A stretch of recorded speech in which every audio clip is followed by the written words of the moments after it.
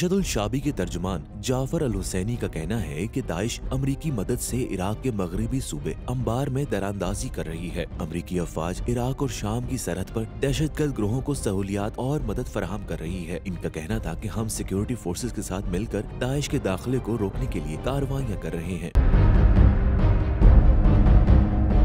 वाज़ेह है इराकी रजाकार फोर्स हशदुल शाबी मरजे आजम आयतुल्लाह अल उज़्मा सैयद अली सिस्तानी के फतवे के नतीजे में वजूद में आई है और 2014 में इराक पर खतरनाक तरीन दहशतगर्द गिरोह दाइश के हमले को नाकाम बनाया और इराक से दाइश का सफाया किया। 2016 में हशदुल शाबी को इराकी पार्लियामेंट की जानिब से इराकी फोर्सेज का हिस्सा करार दे दिया गया और अब हशदुल शाबी अमरीकी इमदाद से सर उठाते दाइश के फितने को दोबारा कुचलने के लिए सरगर्म अमल है।